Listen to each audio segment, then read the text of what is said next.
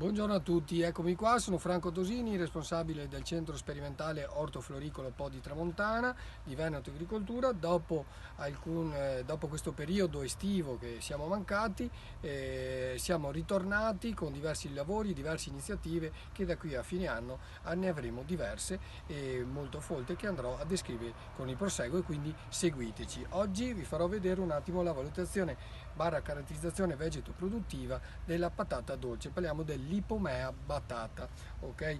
Una convolvolacea che rientra tra l'altro in questo lavoro nel progetto Bionet, ed è un progetto molto particolare della Regione Veneto che ha incaricato diverse figure, tra cui Veneto Agricoltura e la rete regionale degli istituti tecnici agrari.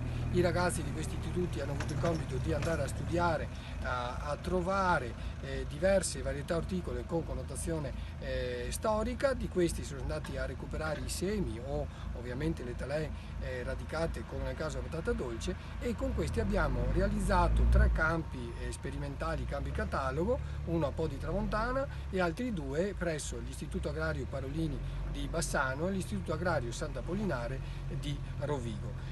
Questi campi, qual è l'importanza? È quella di andare a valutare e caratterizzare questi materiali particolarmente importanti per la regione. Avremo modo di valutare la zucca santabellunese, varie brassiche, parliamo della Verzamorella, del Bassano, quindi materiali veramente importanti, e quindi uscirà una scheda descrittiva. Oggi stiamo appunto descrivendo la Ipomea batata, quindi patata dolce, dove abbiamo 2 accessioni, vedete le radici, una radice più rotondeggiante, una radice più allungata, gli occhi definiti tali sono i germogli, da cui poi ovviamente ricacciano i germogli, in questo caso sono più profondi, questi sono superficiali. Di solito le foglie, la pianta è leggermente diversa, le foglie della radice più allungata sono foglie lobate, quindi che sembrano altre foglioline, ricordiamo anche la foglia palmata, oppure nella radice più rotondeggiante abbiamo le foglie, vi faccio vedere in questo caso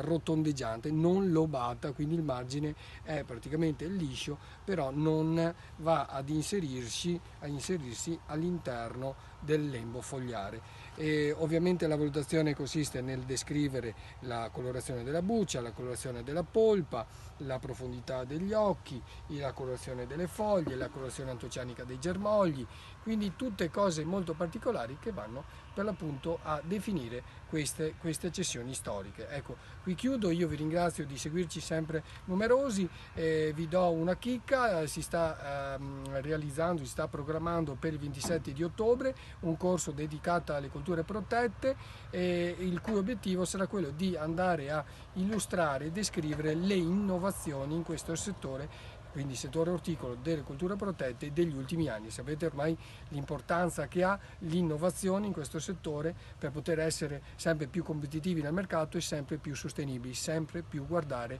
all'ambiente che ci circonda, ok? Curandolo e preservandolo. Grazie ancora, alla prossima puntata, arrivederci tutti.